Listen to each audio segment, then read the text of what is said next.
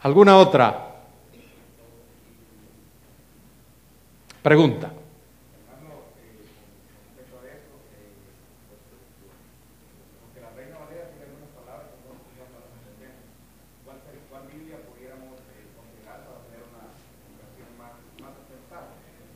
Yo uso la Reina Valera del año 60, solo que cuando me encuentro una palabrita como esta, que creo que mis oyentes no van a entender, la explico.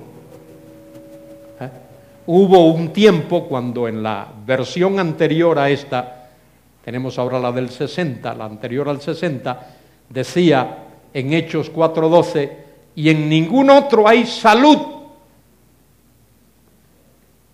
Y la gente entendía, allá en aquellos tiempos, lo que era salud. Pero los revisores se dieron cuenta que la palabra salud ya no se usa de aquella manera y por eso lo traducen correctamente salvación. Entonces, para eso estáis vosotros, los pastores, intérpretes de la palabra, para aclararle a la gente esas palabritas, si no, ¿cómo justificas tu sueldo?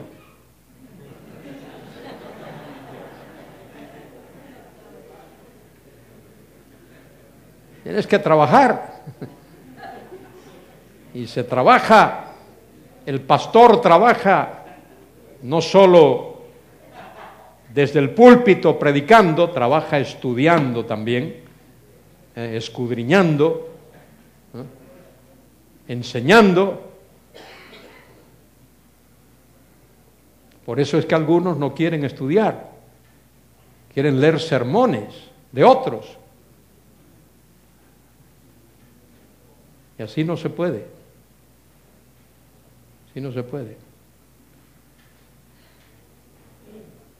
¿Qué actitud encierra el que ha olvidado la purificación de los antiguos pecados? Bueno, si tú no te recuerdas de dónde Dios te salvó, de dónde te sacó, si tú olvidas lo que el Señor hizo por ti, quien lo haga es un ingrato. Hay que dar gracias a Dios. Gracias, Señor, por todo lo que me has perdonado. Gracias por la paciencia que tienes conmigo. Y si Dios ha tenido paciencia contigo, ¿qué quiere decir eso? Que tú debes de ser paciente con otros. Si Dios te ha perdonado, ¿qué quiere decir? Que tú debes de perdonar a otros. A eso se refiere. Pensé que lo había dicho, lo había aclarado. Quizá no lo dije lo suficientemente bien. Una más. Bien. ¿Qué nos puede decir de Filipenses 1:15? ¿Qué? Pablo habla de la falta de enseñanza. Bueno, están ahí hoy. Lo que Pablo está diciendo ahí, si recuerdo correctamente, es que en su tiempo había algunos que enseñaban a Cristo, enseñaban la Biblia, por envidia y porfía. No la enseñaban por el gozo, por la alegría de enseñarla, sino, a ver, alguien está hablando por ahí, a mí me molesta hablar cuando alguien esté hablando. Si alguien tiene ganas de hablar, mire, yo me callo y dejo que hable. Bien, Pablo reprende a aquellos que podían ser judaizantes, que predicaban no con el fin de glorificar a Cristo, sino de glorificarse a sí mismos. Y por eso Pablo condena esa actitud. Muy bien, ya está, seguimos adelante. Luego podemos contestar más preguntas. Versículo 12. Versículo 12. La responsabilidad del dirigente cristiano, del pastor, del administrador, hacia el rebaño del Señor. Y Pedro sabía bien esto, porque al final del capítulo, en el capítulo 5 de su primera epístola, él habla a los ancianos y dice que cuiden del rebaño y les recuerda al Señor Jesucristo. Y también en San Juan 21, aquel último encuentro de Pedro con el Señor le dice a Pedro: Simón, hijo de Jonás, ¿me amas? Y le dice: apacienta mis ovejas. De manera que Pedro entendía algo de eso. Dice allí en el versículo 12, por esto, mire esa conectiva ahí, por esto, por lo que ha dicho antes, por esto, yo no dejaré de recordaros siempre estas cosas. ¿Qué significa eso? ¿Qué significa eso? Esa frase.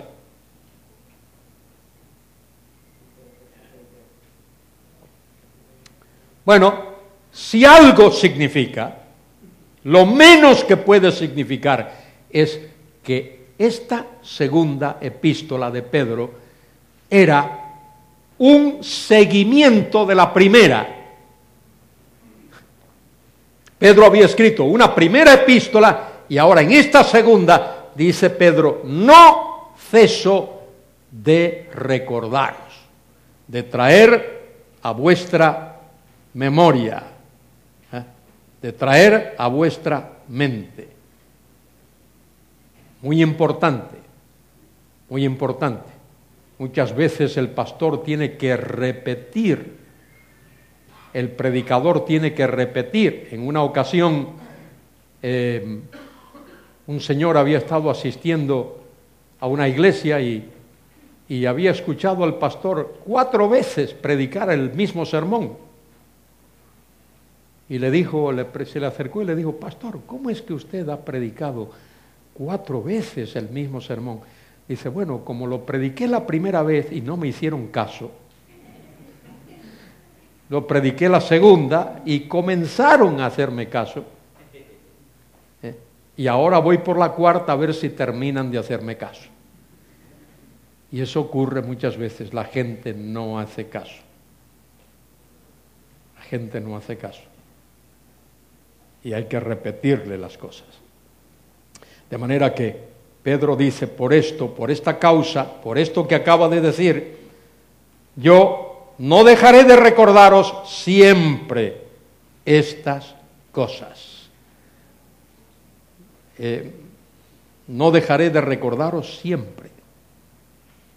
Siempre. Hay que estar ahí, siempre. Recordaros estas cosas, aunque vosotros las sepáis. Mire, qué lindo, ¿eh? Aunque las sabéis, hay que recordarla. Esa es la ley número 6, la ley número 6 de la enseñanza. Hay 7 leyes de la enseñanza. ¿Cuántos maestros hay aquí? 1, 2, nada más, 3. Solo 3 maestros, los otros están de huelga.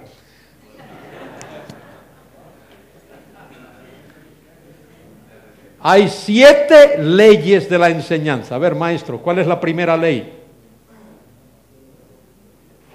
¿Dónde están los maestros? De manera aplicada podemos decir que la primera ley de la enseñanza es ver lo que el alumno sabe y en base a eso hacer un fundamento y montar el nuevo conocimiento. Bueno, yo te voy a resumir el discurso con una palabra. La primera ley es la ley del maestro, nada más.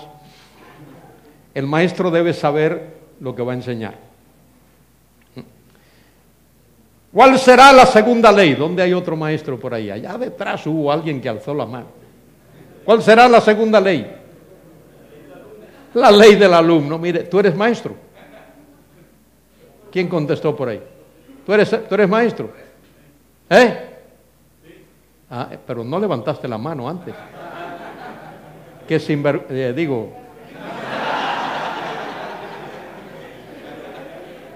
La segunda ley es la ley del alumno. El alumno debe querer aprender. Si el maestro quiere enseñar y el alumno no quiere aprender, no va a tener éxito. ¿Cuál es la tercera ley? Ay, ay, ay. La ley de la lección. La lección debe de ser afín al conocimiento del maestro y las capacidades de aprendizaje del alumno. ¿Cuál es la cuarta ley? ¿Cuál es la cuarta ley? La ley del idioma. Si el maestro utiliza vocabulario que el alumno no sabe, el alumno no va. La quinta ley es la ley de la comunicación. El maestro debe tener la capacidad para comunicar. Si no, no sirve. La sexta ley, que es esta que está aquí, para que sepáis, dice Pedro, esa es la ley del repaso. Hay que repasar, repetir, hay que repasar. Y la séptima ley, la número 7, es la que a casi nadie le gusta. La ley de...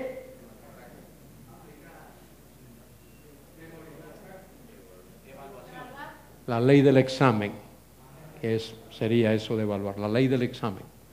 Ley del maestro, ley del alumno, ley de la lección, ley del lenguaje, ley de la comunicación, ley del repaso, ley del examen. 7 leyes de la enseñanza.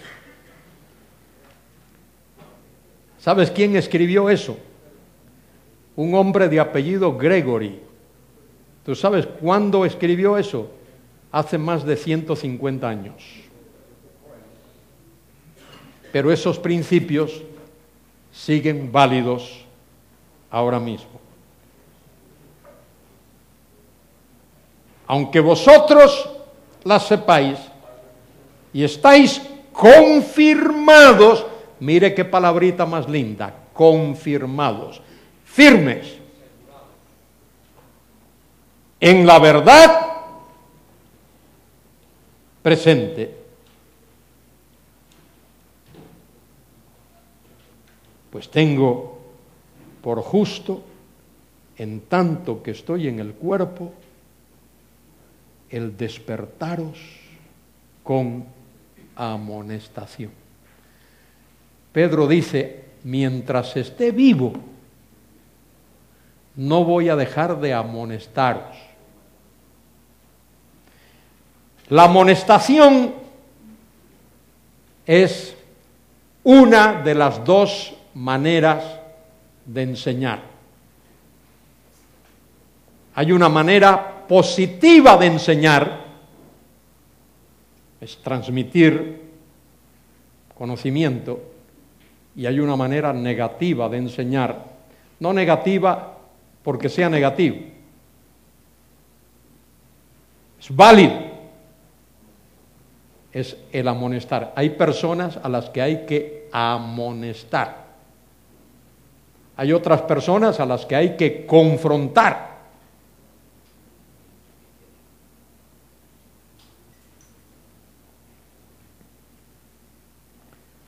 Y dice el apóstol, sabiendo que en breve debo abandonar el cuerpo, como nuestro Señor Jesucristo me ha declarado. Cristo en San Juan capítulo 21 profetizó cómo Pedro iba a morir. Dice que iba a ser llevado. Iba a ser llevado. Y quizá Pedro aquí se esté refiriendo al hecho de que de alguna manera, en esos años finales de su vida, el mismo Señor Jesucristo le dijo que su partida estaba cercana. su traslado a la gloria estaba cercano. A veces se usa en la Biblia la palabra éxodo, éxodo, así como el pueblo de Israel salió de Egipto, éxodo, para hablar de la muerte de un creyente, su éxodo, su salida de este mundo. El Señor Jesucristo me ha declarado, mirad allí al final del versículo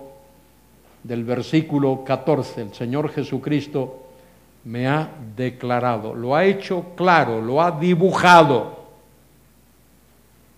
La palabrita griega, el verbo deiluo, es presentar con claridad. Tal vez el Señor le dijo al apóstol Pedro, tu hora ha llegado. Todos nosotros, aquí, ahora mismo, todos,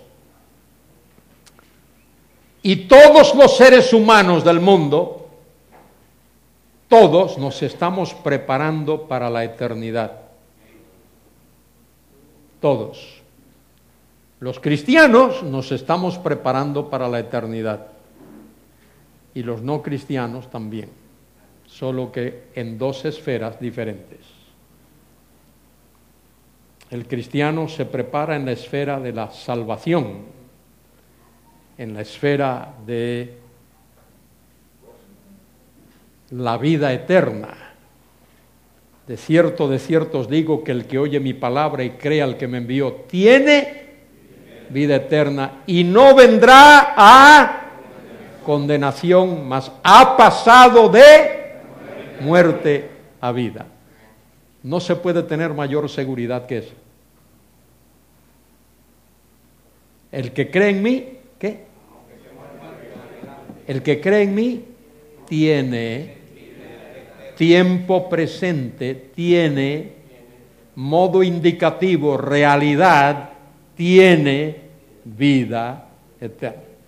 No dice va a tener, no dice puede tener, no dice a lo mejor, dice el que cree en mí tiene vida eterna. Y eso lo refuerza diciendo, y no vendrá a condenación.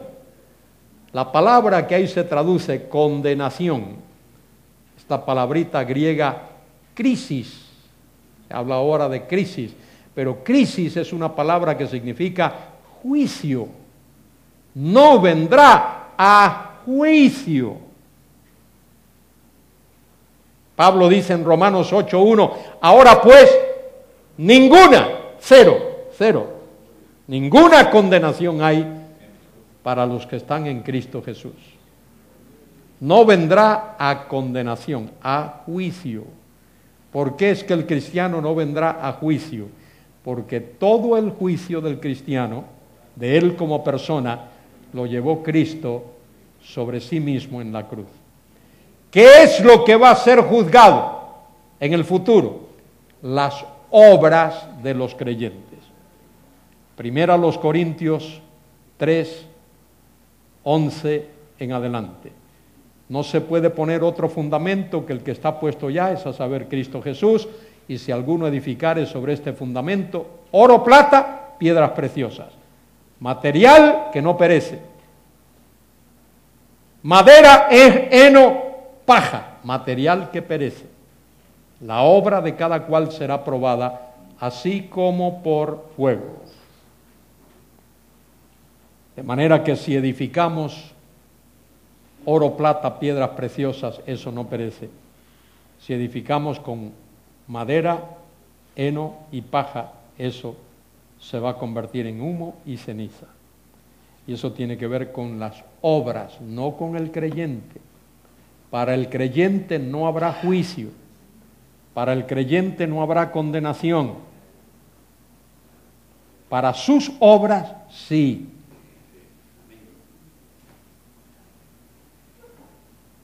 Y eso es importante. Eso es lo que nos va a permitir esa entrada amplia en el reino. Esa palabrita amplia.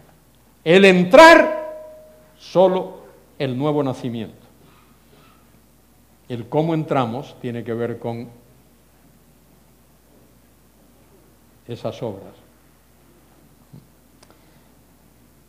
Bien, dice el apóstol que no dejará de recordar siempre estas cosas, y también lo hace constantemente mientras está en el cuerpo, y dice el despertaros con amonestación. Mire qué figura de dicción, despertaros, como aquel que está dormido, despertaros con amonestación, sabiendo que en breve debo abandonar el cuerpo. Mire la expresión, abandonar el cuerpo. La verdadera persona no es el cuerpo. El cuerpo va al polvo. La verdadera persona tiene que ver con nuestro espíritu, nuestra alma, nuestro ser interior. Un día el Señor nos va a dar un nuevo cuerpo. Cuerpo semejante al cuerpo de la gloria suya. Eso tiene que ver con la resurrección. Dice Pedro que en breve ha de abandonar el cuerpo. Algo así como lo que Pablo explica en 2 Corintios 5. Sabemos que si este cuerpo de nuestra habitación se deshiciere, tenemos de Dios un cuerpo, una casa, no hecha con manos, sino eterna en los cielos. Como nuestro Señor Jesucristo me ha declarado, lo ha hecho claro. También yo procuraré con diligencia, mire ahí está la palabrita otra vez, diligencia, que después de mi partida vosotros podáis en todo momento tener memoria de estas cosas. ¿Cómo hace Pedro posible que estos hermanos, después de su partida, tengan memoria de estas cosas? ¿Cómo lo hace? Escribiendo esta carta, por medio de la escritura de esta epístola. Por eso dice Pablo, toda la escritura es inspirada por Dios y es útil para enseñar, para redarguir, para corregir, para instruir en justicia, para que el hombre de Dios sea, ¿qué? Dice en la Reina Valera, perfecto, pero perfecto no significa sin pecado, perfecto significa exacto, habla de madurez, completo, para que el hombre de Dios sea completo, teleios, completo, enteramente preparado para toda buena obra. De manera que él escribe esta epístola para que los creyentes tengan memoria, se recuerden de esas cosas. Y ahora el apóstol hace un llamado a la fidelidad, al Cristo histórico y a la autoridad de su palabra. Autoridad de Cristo, autoridad de su palabra. Fidelidad a Cristo y fidelidad a su palabra. Mire, ponedme atención, es fácil torcer las Escrituras. Todas las herejías que han surgido en el mundo, todas, tienen como base torcer la Biblia, torcer la palabra de Dios. Tiene que ver con hermenéutica y con exégesis. Exégesis es la ciencia que nos ayuda a determinar qué dice el texto bíblico. Hermenéutica es la ciencia que nos ayuda a determinar qué significa el texto.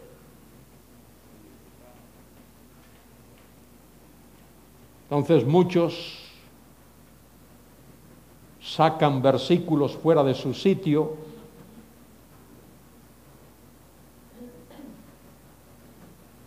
no los analizan, no los estudian y forman doctrinas herejes.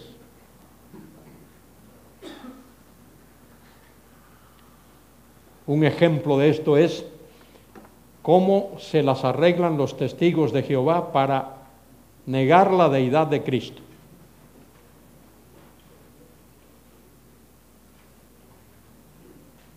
Leen un texto como San Juan 14:9, cuando Jesús dice, el Padre mayor es que yo.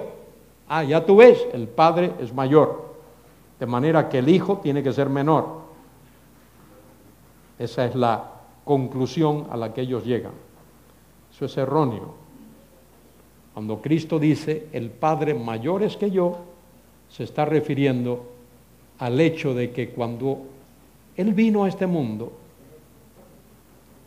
lo hizo para humillarse. Él vino a humillarse. Él vino a hacer la voluntad del Padre. Él renunció no a sus atributos, imposible, renunció al uso de algunos de sus atributos. Por eso dice, el Padre mayor es que yo. Él se sometió a la voluntad del Padre. Y lo dice allí en el capítulo 21 de San Juan y en otros capítulos, Padre, he hecho la obra que me mandaste que hiciese. Todo lo que me has dicho que hiciese, lo he hecho. Porque en la eternidad, en ese plan eterno de Dios, el consejo eterno de Dios decidió, decretó que Dios el Hijo fuese el Cordero que sería sacrificado por el pecado del mundo. Entonces el Hijo hizo la perfecta voluntad de Dios. Todo lo que el Padre le dijo que hiciese. Por eso es que Él es el segundo Adán, el postrer Adán. El primer Adán fracasó. El primer Adán hizo lo que quiso hacer. Entre paréntesis, aquellos que hacen alarde del supuesto libre albedrío, que se den cuenta de esto que voy a decir ahora. El único ser humano en la tierra que ha tenido perfecto libre albedrío fue Adán. ¿Y sabe lo que hizo Adán con su libre albedrío? Fue al fracaso y nos llevó a todos nosotros con él al fracaso. Entonces, eso de libre albedrío no es tan bueno como tú crees que es. Adán tuvo perfecto libre albedrío, pero lo usó mal, como lo hace la mayoría de los seres humanos. Cristo le dijo a sus paisanos, San Juan 5, 39 y 40, escudriñad las Escrituras porque a vosotros os parece que en ellas tenéis la vida eterna. Ellas dan testimonio de mí. Y añade, mas no queréis venir a mí para que tengáis vida. Mire, libre albedrío.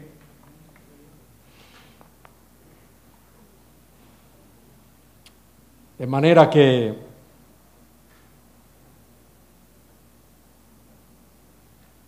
Pedro exhorta a sus lectores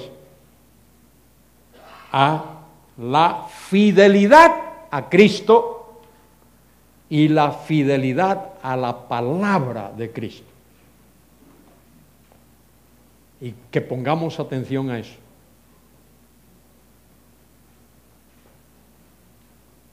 que no torzamos las Escrituras.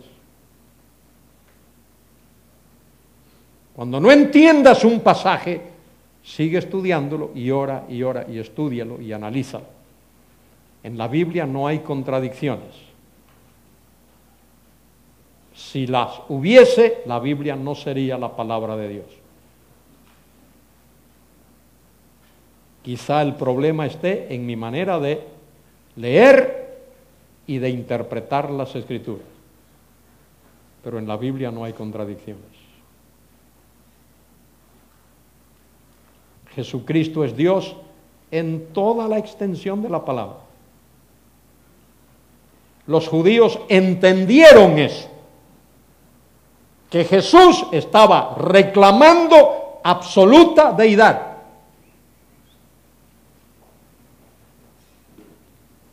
¿Os acordáis cuando Jesús le dijo a alguien, tus pecados te son perdonados? ¿Cómo contestaron los que estaban allí? No, si todos hablan a la vez no entiendo nada. Así es en los cultos carismáticos. Todos hablan a la vez y nadie entiende nada.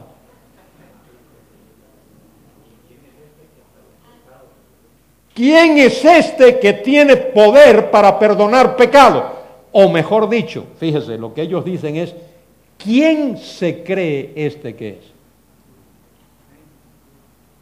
Y añaden, solo Dios puede perdonar pecado. Eso lo entendieron claramente, que solo Dios puede perdonar pecado.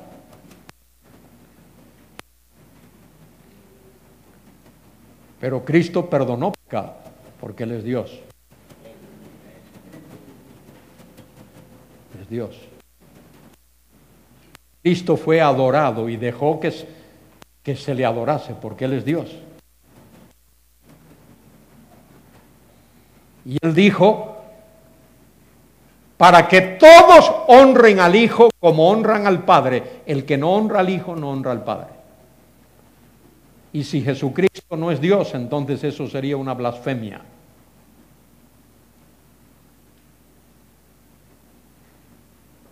Entonces es importante tomar todos esos versículos de la palabra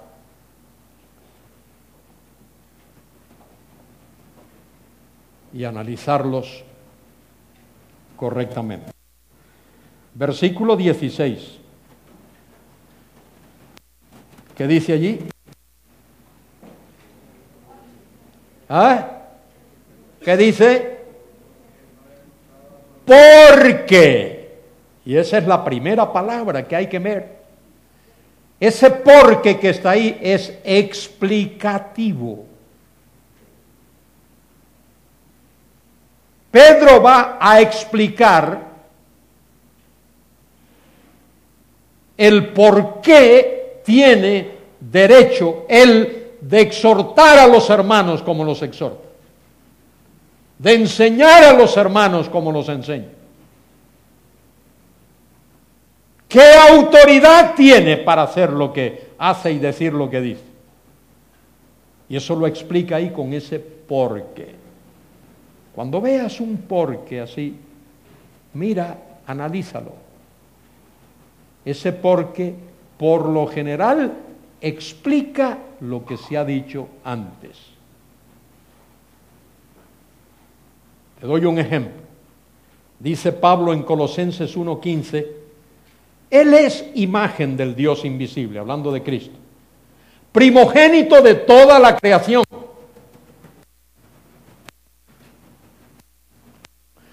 Porque en Él fueron creadas todas las cosas. Ahí te explica por qué Cristo es imagen del Dios invisible y por qué es primogénito de toda la creación. Porque en Él, mejor todavía, porque por Él fueron creadas todas las cosas. Las que están en los cielos y las que están en la tierra.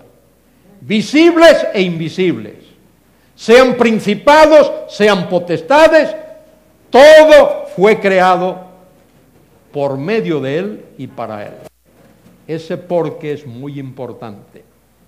explica por qué Jesucristo es imagen, es decir, representación, es decir, manifestación del Dios invisible, y por qué Él es primogénito de toda la creación, es decir, soberano sobre toda la creación. Primogénito ahí no es primer ser creado, primogénito ahí significa prioridad, soberano sobre toda la creación. ¿Por qué Él es esas dos cosas? Porque por Él fueron creadas, ¿cuántas? Todas las cosas. Todas las cosas. Las que están en los cielos y las que están en la tierra. Las visibles y las invisibles. Sean tronos, sean dominios, sean potestades. Todo fue creado por medio de Él y para Él. Él es absoluto, Señor y dueño de la creación.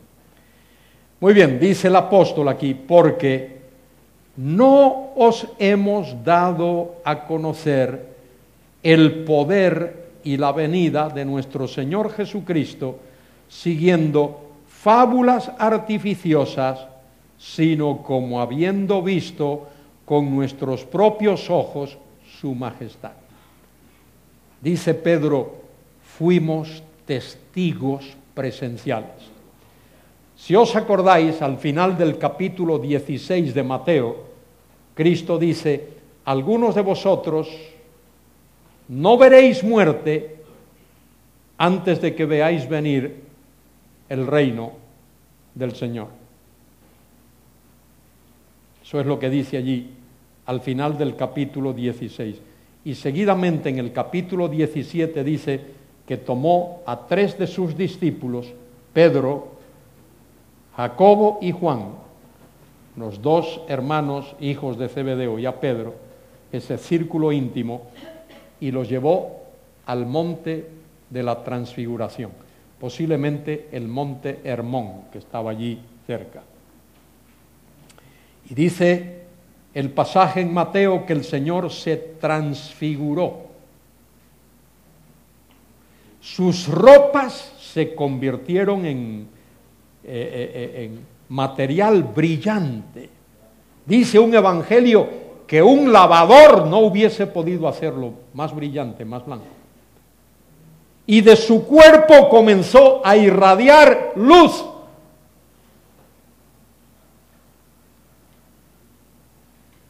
Una escena maravillosa. Y de pronto aparece una nube. Y aparecen 2 personajes, Moisés y Elías. Ahí están. Moisés representando la ley, Elías representando los profetas. Y comienzan a hablar con el Señor acerca de su éxodo. Éxodo es su muerte en la cruz.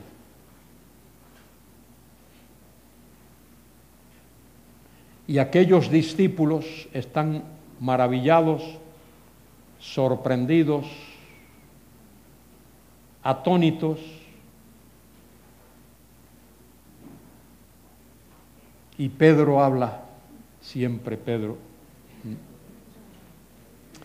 Señor, qué bueno sería que nos quedemos aquí. Vamos a hacer 3, ¿qué? Enramadas. Una para ti, una para Moisés y otra para Elías. ¿Qué significado tenía aquello?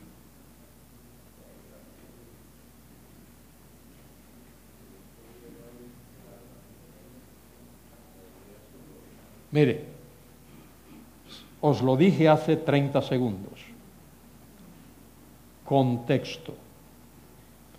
¿Qué es lo que le dijo el Señor al final del capítulo 16?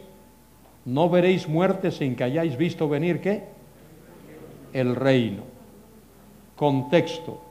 Aquella escena de las enramadas tenían que ver con la fiesta de los tabernáculos, la última de las 7 grandes fiestas hebreas, y la fiesta de los tabernáculos tiene que ver con el milenio, es un tipo del milenio. La primera de las fiestas era la de la Pascua, esa habla de redención. La segunda de las fiestas era la de los panes sin levadura, eso habla de santidad. La tercera de las fiestas era la de Pentecostés, habla de la gran cosecha. Y la otra fiesta tiene que ver con la reunión de los diferentes tribus, la fiesta de las trompetas. Y luego está el día de la expiación, la gran fiesta del perdón. Y la última de esas fiestas era la fiesta de los tabernáculos, que habla, que tipifica el milenio, el reino terrenal de Cristo. De manera que Pedro está allí y ve lo que está pasando, y ¿sabe lo que Pedro cree? Que ya están en el reino. Que ya están en el reino. Vamos a quedarnos aquí y vamos a hacer 3 enramadas, 3 pabellones, el reino. Y se escucha la voz de Dios, el Padre, desde el cielo: este es mi Hijo amado, a él oíd, a él oíd.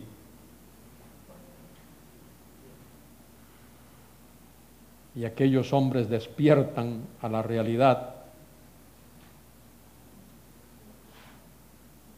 y se dan cuenta de que algo estupendo ha ocurrido, aunque no lo pueden explicar. Y de ahí tienen que volver al valle. Y de regreso al valle le preguntan, porque se maravillan de que allí esté Elías. Y se recuerdan de Juan. Y el Señor les había dicho que Juan había venido en cumplimiento de la profecía de Elías. Elías, que ha de ser el precursor del Mesías. Y fíjense la importancia de esto. El ministerio de Jesús y el ministerio de Elías están íntimamente ligados. Y ese Juan que vino representando a Elías.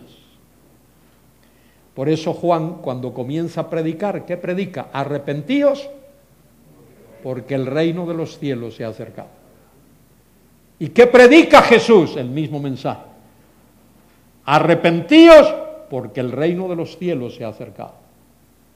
Y los apóstoles luego, Mateo 10:7, arrepentíos, porque el reino se ha acercado. Entonces los discípulos están intrigados. ¿Cómo? Dice la Escritura que Elías ha de venir. Y Jesús le dice que Elías vino ya, en la persona de Juan. Pero ¿qué pasó con Juan? Fue rechazado. Los israelitas rechazaron a Juan. Es más, lo abandonaron en las manos de Herodes Antipas. Y Juan terminó siendo muerto. Los israelitas rechazaron el ministerio de Juan, el mensaje de Juan, la persona de Juan. De la misma manera rechazaron el ministerio de Jesús, la persona de Jesús y el mensaje de Jesús. Y así como Jesús tiene que volver por segunda vez, el Señor Jesucristo tiene que volver por segunda vez, Juan ha de volver por segunda vez. Porque el ministerio de Juan y el ministerio de Jesús están íntimamente unidos. Y el Señor les explica eso a los discípulos allí en el capítulo 17 del Evangelio de Mateo. Ahora Pedro dice aquí en el versículo 16, fui testigo, estuve allí, vi al Señor en su gloria. La venida del Señor es cierta, segura, y lo que os digo no está basado ni en mitología ni en fábulas de hombres, es la realidad. La realidad. Vimos con nuestros propios ojos su majestad. Pues cuando Él recibió de Dios Padre honra y gloria, que dijo el Padre, este es mi Hijo amado, a Él oíd, le fue enviada de la magnífica gloria una voz que decía, este es mi Hijo amado, en el cual tengo contentamiento. En otro evangelio dice, a Él oíd, en el cual tengo contentamiento. Contentamiento ahí no es en el cual estoy contento. No, la palabra es mucho, mucho más profunda todavía. Ahí en el versículo 17, este es mi Hijo amado, en el cual estoy perfectamente complacido, plenamente satisfecho. ¿Por qué? Porque el Hijo hizo todo lo que el Padre le mandó hacer. En el huerto del Getsemaní, la noche antes de ir a la cruz, allí el Hijo oró al Padre, Padre, si es posible, que pase de mí esta copa. Si es posible que pase de mí esta copa, no se haga mi voluntad, sino la tuya. ¿Qué es lo que Cristo está diciéndole al Padre? Está diciéndole, Padre, si es posible que no tenga que morir en la cruz. ¿Sería algo así? ¿Eso es lo que el Hijo está diciéndole al Padre? No. El Hijo sabía desde la eternidad a qué iba a venir a la tierra. No tenía ninguna duda. De manera que el Hijo no está diciéndole, Padre, si es posible evitar que yo muera en la cruz. No. Escuchen bien y no os equivoquéis en esto. La cruz era inevitable. La cruz era inevitable. Dios no podía pasar por alto la muerte de Cristo en la cruz. Él vino a eso, a sufrir la muerte más vil, más cruel que los hombres jamás han inventado, la muerte de cruz. ¿Qué es lo que quiso decir el Señor? Padre, si es posible que pase de mí esta copa. Esa copa no es el acto de morir. Como he dicho ya, eso era inevitable. Esa copa es la copa de la ira de Dios que fue derramada sobre él. Fue vaciada íntegramente sobre él. Eso va más allá de los sufrimientos físicos de Cristo. Eso tiene que ver con los sufrimientos espirituales de Cristo. El Señor sufrió más espiritualmente que físicamente. Eso tiene que ver con el Elí, Elí, lama sabactani, con ese resquebrajo de la comunión entre el Padre eterno y el Hijo eterno. Incomprensible, pero cierto. En la cruz, la copa de la ira de Dios, de la furia de Dios, del castigo de Dios, de todo lo que Dios había experimentado, que había profetizado que iba a ocurrir. Todo eso fue experimentado por el Señor en la cruz del Calvario. Él herido fue por nuestras transgresiones, molido por nuestros pecados. El castigo de nuestra paz fue sobre él, y por su llaga somos curados. Todos nosotros nos descarriamos como ovejas. Cada cual se apartó por su camino, mas Jehová cargó, o quizá descargó sobre él, ¿qué cosa? El pecado de todos nosotros. Y ahí eso del pecado de todos nosotros tiene que ver con el castigo por el pecado de todos nosotros, de toda la humanidad, de todo hombre, de toda mujer, de todo ser humano. El castigo de nuestra paz fue sobre él. Él llevó la carga total, completa de nuestros pecados. Este es mi Hijo amado.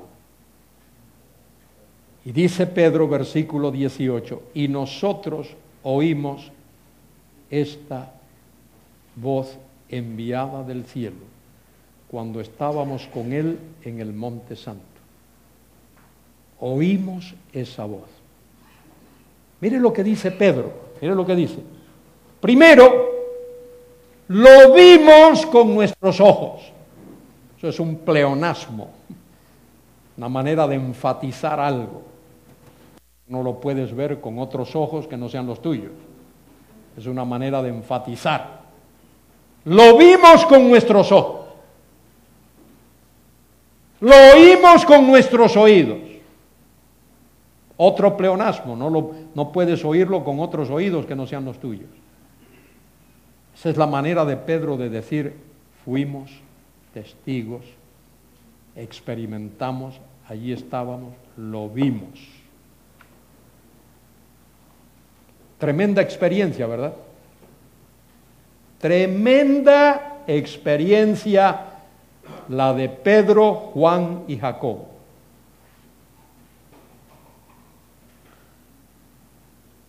Ahora, observe lo que dice el versículo 19. Mírelo ahí. Tenemos también la palabra profética más segura. ¿Sabe lo que Pedro está diciendo ahí? No estamos confiando sola y únicamente en nuestra experiencia personal. Tenemos la palabra profética más segura. ¿Más segura que qué? Más segura que nuestra experiencia.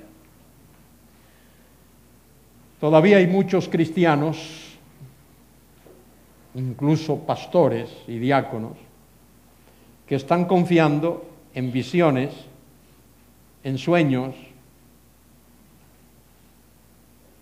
Dice que son sueños, a veces son pesadillas.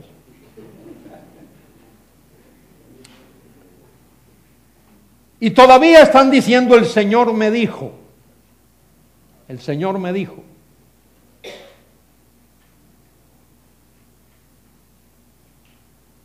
Cuando el Señor no les ha dicho nada. Un día llegó alguien a la iglesia donde estaba allá en Galicia, venía de Portugal, y el culto de la oración mediados de semana, dice, el Señor me dijo que viniera aquí para que vosotros me dieseis, en aquel tiempo teníamos pesetas, 5.000 pesetas, alrededor de, qué sé yo, unos 50 o 60 euros.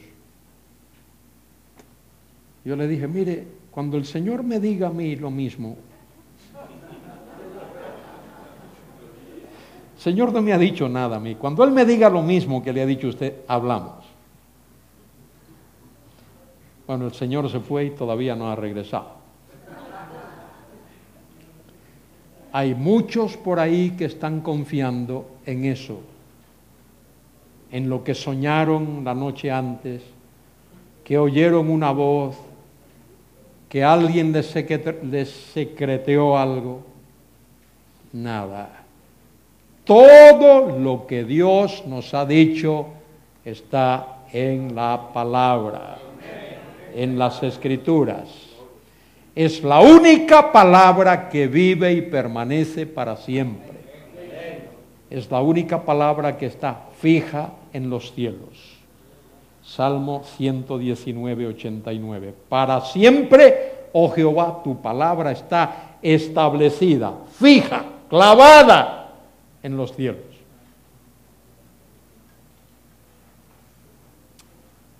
Tenemos también la palabra profética más segura, a la cual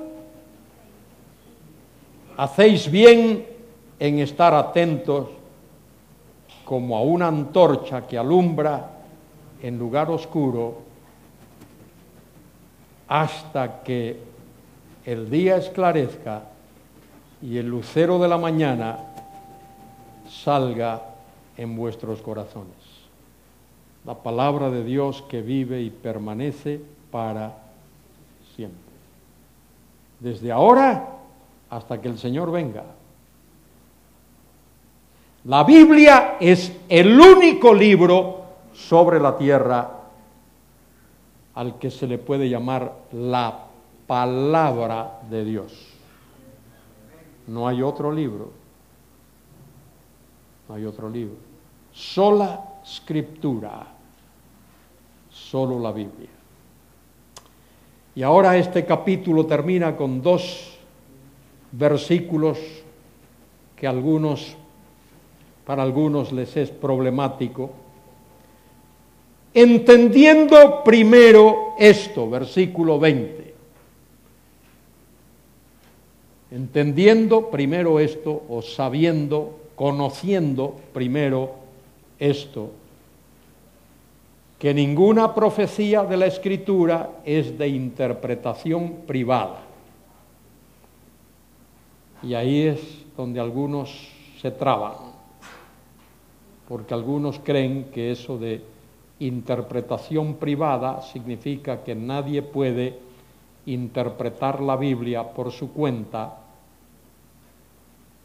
que no es de interpretación privada. Pero eso no es lo que el texto está diciendo. Ahí el problema está en esa palabrita privada, interpretación, más bien con la palabra interpretación. La clave ahí está en la palabra interpretación. Esa palabra interpretación, que aparece ahí en nuestra querida Reina Valera, en realidad significa origen,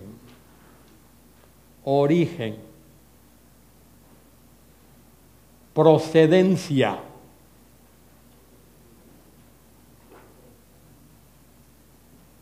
El texto dice, entendiendo primero esto, es lo primero que tenemos que entender. Que ninguna profecía de la Escritura es de origen privado.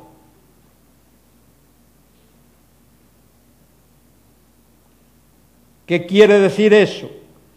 Que ningún profeta, ni Moisés, ni Josué, ni Samuel, ni Isaías, ni Jeremías, ni Ezequiel, ni Daniel, ni los demás profetas originaron, inventaron lo que escribieron. Ninguna profecía de la Escritura es de origen o de fuente personal. La palabra privado ahí es personal. Moisés escribió lo que Dios le mandó que escribiese. Isaías escribió lo que Dios le mandó que escribiese. Jeremías escribió lo que Dios le mandó que escribiese. Pablo escribió lo que Dios le mandó que escribiese.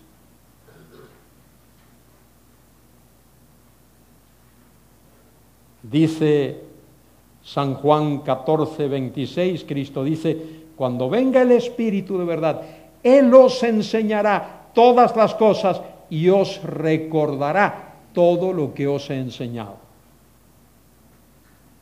Los hombres que escribieron la Biblia no se inventaron, no soñaron, ellos no dieron origen de sí mismos y por sí mismos las cosas que escribieron.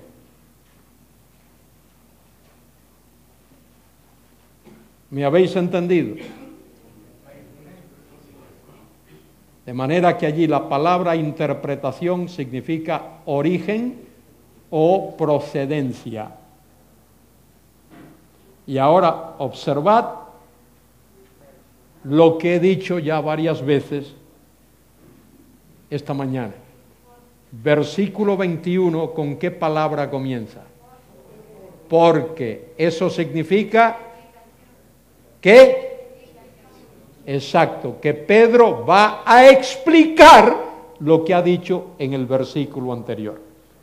Pedro va a explicar qué quiso decir con que ninguna profecía de la Escritura es de origen privado. Y comienza con un porque, porque nunca. ¿Sabe lo que quiere decir nunca? ¿Qué quiere decir nunca? ¿Ah? Jamás. ¿Y qué quiere decir jamás? Nunca.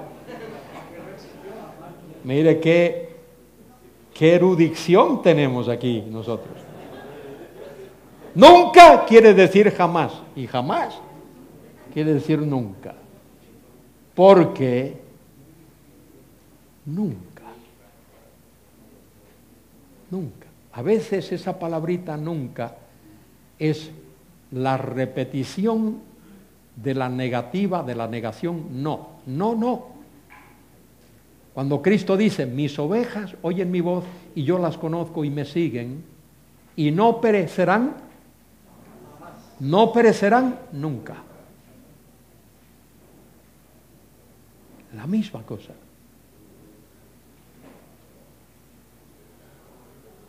Porque nunca la profecía fue traída por voluntad humana. ¿Ya veis?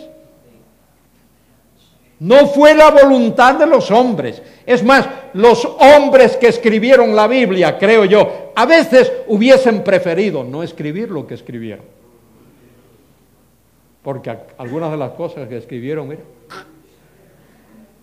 era en contra de ellos mismos. Nunca la profecía vino o fue dada por voluntad humana, sino que los santos hombres de Dios, ¿cómo los llama Pedro? Santos hombres de Dios. Hombres pecadores, pero primero fueron salvados y luego apartados para ser instrumentos de Dios.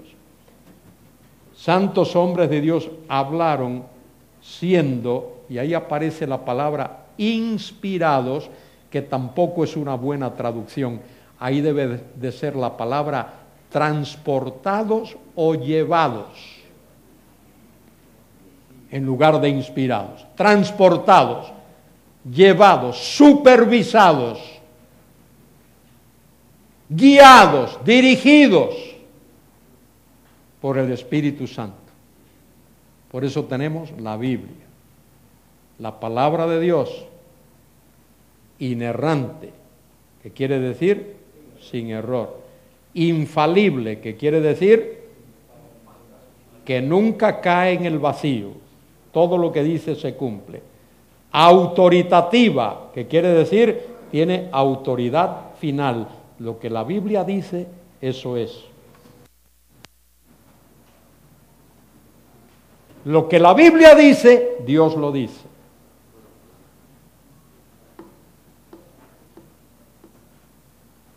Y si Dios lo dice, debe ser suficiente para nosotros. Nunca la profecía fue traída por voluntad humana, sino que los santos hombres de Dios hablaron siendo inspirados, es decir, movidos, llevados, cargados, henchidos por el Espíritu Santo. Y este es, junto con 2 Timoteo 3:16, el pasaje más importante acerca de la inspiración y la autoridad de la Biblia. 2 Timoteo 3:16 dice: toda la Escritura es inspirada por Dios y es útil. Toda la Escritura es inspirada por Dios. Toda la Escritura procede de Dios. Dios es el autor de las Escrituras. 2 Timoteo 3:16 nos dice el qué de la inspiración. ¿Qué es? 2 de Pedro 1:21 nos dice el cómo de la inspiración, cómo Dios lo hizo. Santos hombres de Dios hablaron siendo cargados, llevados, transportados, guiados por el Espíritu Santo. Hay otros dos pasajes que debéis recordar sobre el tema de la inspiración y la autoridad de la Biblia. Uno es San Juan 10:35. Cristo dijo allí: la Escritura no puede ser quebrantada. Eso habla de infalibilidad. Y hay otro pasaje también muy importante, que es el de Primera a los Tesalonicenses 2:13. Primera a los Tesalonicenses 2:13. Pablo escribió: por lo cual también nosotros, sin cesar, damos gracias a Dios de que cuando recibisteis la palabra de Dios, que oísteis de nosotros, la recibisteis no como palabra de hombres, sino según es en verdad la palabra de Dios, la cual actúa en vosotros los creyentes. Los tesalonicenses recibieron de Pablo la palabra que él les dio como la palabra de Dios. 4 pasajes importantes acerca de la autoridad de la Biblia. 2 Timoteo 3:16, 2 de Pedro 1:21, San Juan 10:35 y Primera a Tesalonicenses 2:13. ¿Alguna pregunta antes de terminar? Sí. Allá. Ponte de pie, hermano, y pregunta. Ponte de pie. Ponte de pie.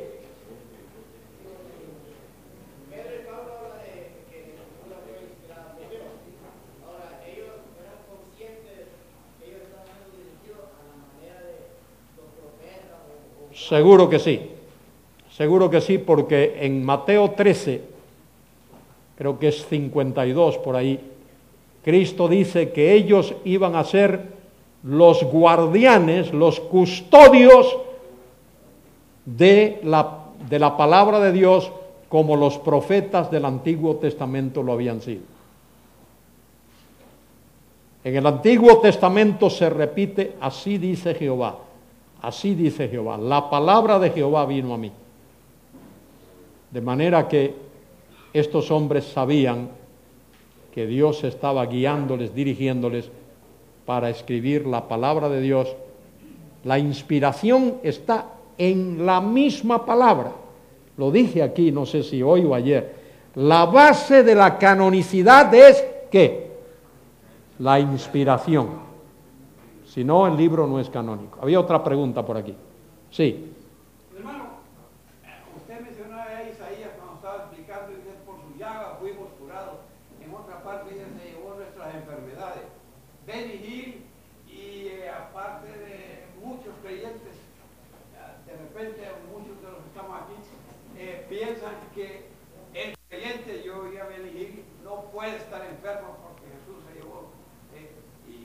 Si usted oyó a Benny Hinn, usted ha oído al más falso profeta, el más falso de los falsos del siglo XX al XXI, y al más hereje de los herejes del siglo XX al XXI.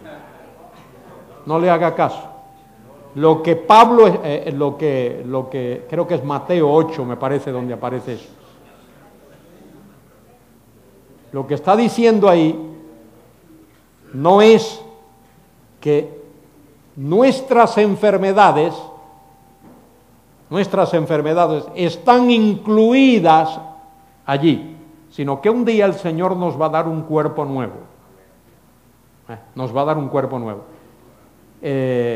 Seguramente hombres como Benny Hinn, que dicen lo que dicen, y él no es el único que lo dice, no han conocido a santos varones y varonas de Dios que han sufrido terribles enfermedades. Y decir que si uno se enferma es o porque está en pecado o porque no es creyente, eso no es verdad, eso es una herejía. La Biblia no enseña eso. Muy bien. ¿Alguna otra por acá? Una curiosidad, cuando el apóstol Pablo dice, no lo dice el Señor, lo digo yo, cuando habla ahí del matrimonio. Sí. Bueno, lo que está diciendo es que Cristo no habló sobre ese tema. Él no está diciendo que lo que él dice no sea palabra de Dios ni sea inspirado. ¿Sí? Lo que está diciendo, lo digo yo, no el Señor. Es decir, el Señor no habló de este tema, pero hubo muchos temas de los que el Señor no habló. ¿Entiendes? Eso no le resta para nada a la autoridad de la Biblia. A ver, joven. Bueno, haciendo referencia a lo que decía el hermano, bueno, quisiera primero que me responda la cita que le dio referencia al pasaje, y segundo también que... ¿Qué cita?